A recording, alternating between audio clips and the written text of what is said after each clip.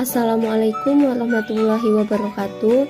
Sebelumnya izin memperkenalkan diri, kami dari kelompok 4 pada mata kuliah Pendidikan Lingkungan dengan anggota saya sendiri Novita Eni Kartika dengan NPM 2011115, kemudian Dian Sahambong Prasojo, Dita Pratiwi, Nabila Al-Najla, dan Nur Fadilah. Baik, selanjutnya penjelasan materi dari kelompok kami yaitu terkait dengan konservasi lingkungan.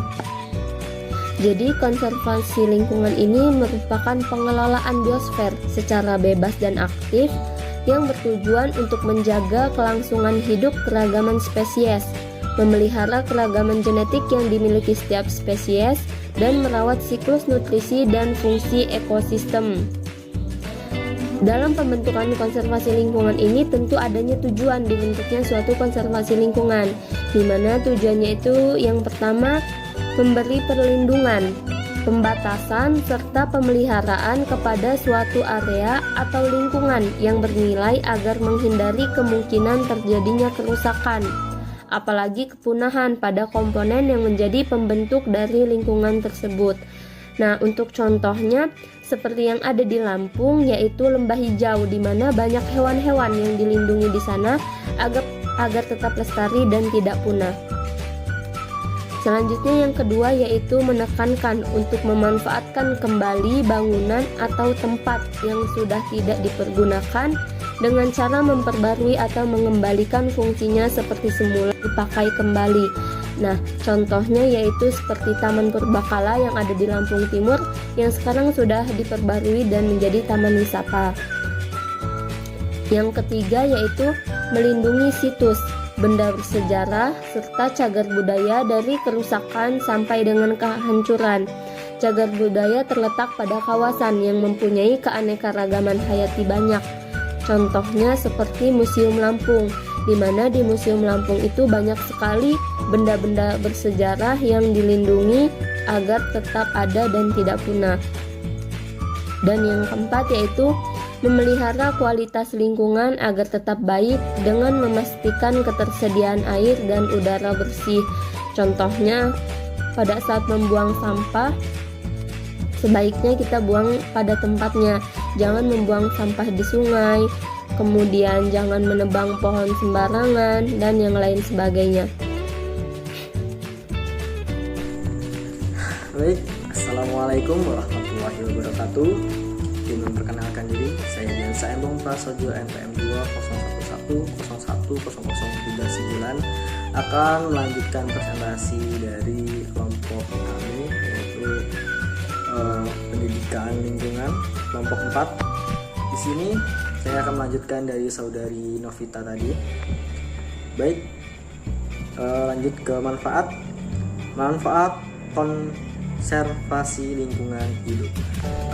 Di dalam konservasi lingkungan hidup ini terdapat dua manfaat, yaitu manfaat ekonomi, di mana menjaga kelestarian alam juga dapat memberi manfaat ekonomi bagi manusia, karena alam sebagai sumber pendapatan tetap terjaga sehingga hasilnya dapat terus dimanfaatkan. Jika suatu lingkungan mengalami kerusakan, maka resiko kerugian bisa terus meningkat.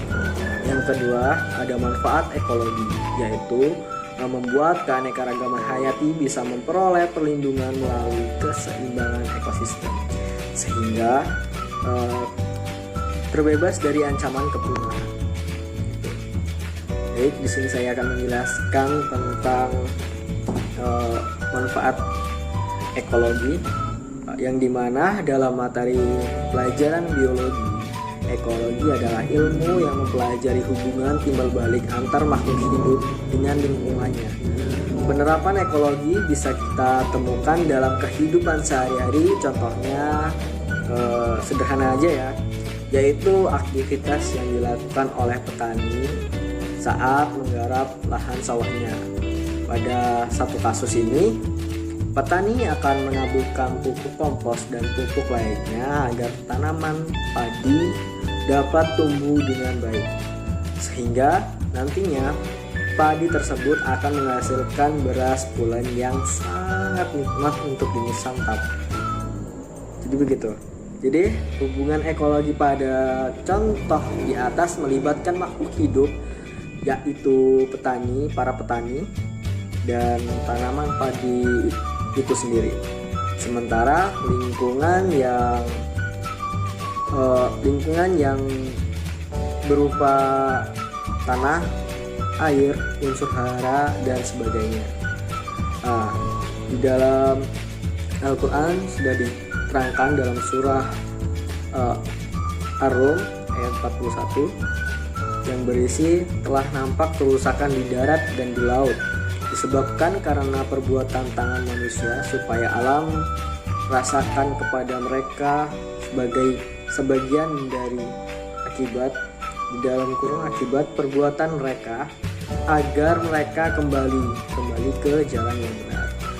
Yang dimana pada intinya menurut ekologi itu adalah suatu hal yang kita harus timbal balik dengan alam, yang menuju kepada hablu mina alam adalah hubungan manusia dengan alam.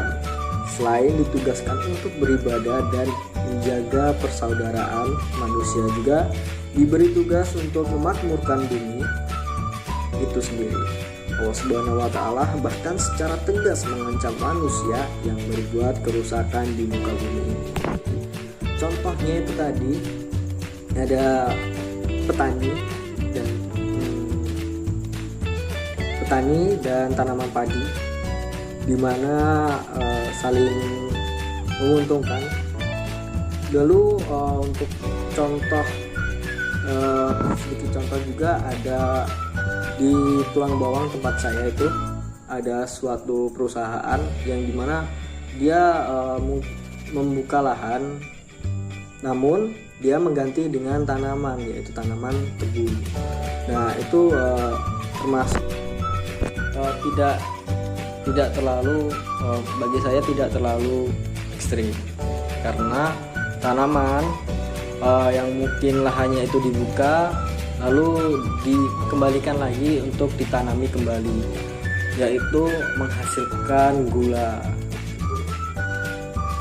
Mungkin itu saja. Assalamualaikum warahmatullahi wabarakatuh. Baiklah, saya akan menjelaskan tentang metode konservasi lingkungan. Metode konservasi lingkungan itu terbagi menjadi dua macam. Ada metode konservasi in situ dan ada juga metode konservasi ex situ.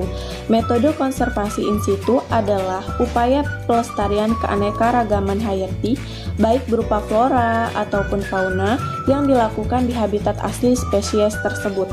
Lingkungan yang akan menjadi lokasi konservasi harus masih berada dalam kondisi yang layak dan terjaga untuk dihuni oleh spesies tersebut. Contoh konservasi in situ di Indonesia yaitu hutan lindung, taman nasional, suaka marga satwa, dan cagar alam. Yang kedua, ada metode konservasi ex situ. Metode konservasi ex situ adalah upaya pelestarian keanekaragaman hayati yang dilakukan bukan pada habitat aslinya, tetapi pada habitat buatan. Konservasi ex situ itu menjadi alternatif apabila habitat asli dari suatu spesies itu sudah rusak, sehingga tidak layak lagi untuk dihuni, dan apabila ingin mengembalikan fungsinya juga butuh waktu yang lama. Contoh dari konservasi ex situ di Indonesia yaitu taman safari, kebun botani, dan kebun binatang. Baiklah, mungkin cukup dari saya. Selanjutnya, materi selanjutnya akan disampaikan oleh rekan saya. Kepada rekan saya dipersilahkan. Baik, Assalamualaikum warahmatullahi wabarakatuh.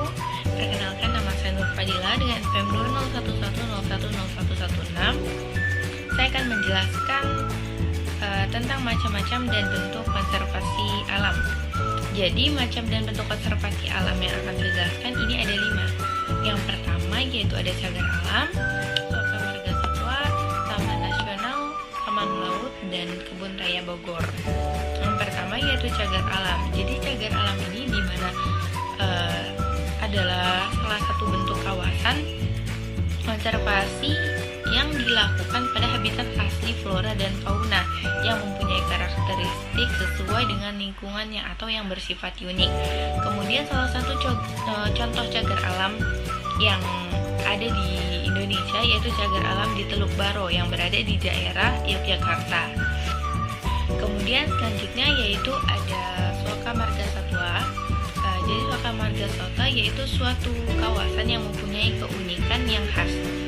Misalnya menjadi habitat bagi satwa liar atau ada spesies yang dilindungi yang hidup di kawasan tersebut. Jadi kawasan ini itu lebih terfokus pada upaya pelestarian satwa. Contoh Suaka Marga Satwa adalah Suaka Marga Suaka Sikindur yang berada di daerah Sumatera Utara. Jadi dengan objek pelestarian utamanya yaitu adalah satwa yang dilindungi seperti macan, kemudian ada gajah dan orangutan. Selanjutnya yaitu ada Taman Nasional dan Taman Laut. Jadi Taman Nasional ini adalah kawasan yang masih mempunyai ekosistem asli dan berfungsi sebagai lokasi pengawetan alam. Wilayah ini merupakan bagian dari kawasan pelestarian alam, termasuk juga hutan konservasi. Kemudian berikutnya yaitu ada Taman Laut. Taman Laut ini ditunjukkan untuk lokasi perlindungan dengan perbaikan pada ekosistem laut. Salah satu contoh taman laut di Indonesia adalah Taman Laut Bunaken yang berada di Sulawesi Utara. Ya, kemudian yang terakhir yaitu ada Kebun Raya Bogor, di mana Kebun Raya Bogor itu adalah salah satu bentuk konservasi yang dilakukan dengan menggunakan metode ex situ. Jadi kawasan ini dibentuk dengan tujuan untuk melindungi dan melestarikan keanekaragaman alam. Salah satu kebun raya Bogor di Indonesia yaitu Kebun Raya Bogor yang mengoleksi berbagai jenis flora akademik dan eksotik. Kawasan konservasi ini juga melakukan budaya pada satwa yaitu rusa. Jadi itu tadi kelima macam dan bentuk konservasi alam. Yang ada yang pertama cagar alam, kemudian ada Suaka Marga Satwa, Taman Nasional, Taman Laut, dan Kebun Raya Bogor seperti yang sudah dijelaskan tadi. Kemudian selanjutnya yaitu contoh tindakan sederhana yang dapat kita lakukan sebagai wujud perilaku konservasi yang yaitu dengan kita melakukan membuang sampah pada tempatnya. Jadi meskipun membuang sampah ini bisa kita anggap sepele, tetapi jika semua orang membuang sampah tidak pada tempatnya, itu akan menimbulkan dampak negatif sampai terjadi bencana alam seperti banjir dan lain-lain. Jadi dengan begitu kita harus mempunyai kesadaran tersendiri untuk kita melakukan tindakan membuang sampah pada tempatnya seperti itu. Ya, lalu contoh lain dari perilaku konservasi yaitu penanaman pohon. Penanaman pohon di lahan yang tandus dan rawan banjir dan tanah longsor. Jadi karena penanaman pohon ini juga itu dapat dilakukan ketika ada penebangan terhadap pohon yang usianya tua dan diganti dengan menanam bibit baru. Jadi setiap membuang satu pohon itu minimal harus ada 2 bibit pohon yang kita tanam. Nah, untuk itu ditunjukkan agar keseimbangan alam kita ini tetap terjaga. Baik, mungkin itu saja penjelasan macam-macam dan bentuk konservasi alam dari saya. Wassalamualaikum warahmatullahi wabarakatuh. Perkenalkan, nama saya Dita Pratiwi dengan NPM 20110101045. Di sini saya ingin menjelaskan sejarah konservasi yang berlangsung di Indonesia dari tahun 1910 sampai dengan tahun 1985. Pada masa itu, konservasi dilakukan oleh masyarakat secara sakral dengan melibatkan unsur magis berupa kepercayaan mistik serta kekuatan alam. Lalu ada sejarawan yang bernama Pepys mengusulkan untuk membentuk taman nasional layaknya Yellowstone National Park di Indonesia untuk melindungi flora dan fauna yang terancam punah seperti cendrawasih. Maka kejadian itulah yang menjadi pemicu lahirnya upaya konservasi seperti yang dikenal saat ini di Indonesia. Selanjutnya di sini saya akan menjelaskan contoh tindakan sederhana yang dapat dilakukan secara individu dalam kehidupan sehari-hari sebagai wujud perilaku konservasi. Contohnya yaitu membuang sampah pada tempatnya. Meskipun membuang sampah pada tempatnya dianggap sebagai hal yang sepele, namun apabila semua orang membuang sampah secara sembarangan, maka akan menimbulkan dampak yang negatif seperti terjadinya bencana alam, seperti banjir. Maka dari itu, mulailah bangun kesadaran dari diri sendiri dengan membuang sampah pada tempatnya. Dan ada pun contoh lain dari perilaku konservasi dalam kehidupan sehari-hari, yaitu contohnya penanaman pohon di lahan yang tandus dan rawan bencana banjir serta tanah longsor. Selain itu, penanaman pohon juga dapat dilakukan ketika ada penebangan terhadap pohon yang usianya tua dan diganti dengan menanam bibit baru. Setiap menebang satu pohon, minimal harus ada 2 pohon yang kita tanam. Hal itu ditujukan agar keseimbangan alam tetap terjaga. Mungkin itu saja materi yang saya jelaskan dan contoh yang bisa saya jelaskan.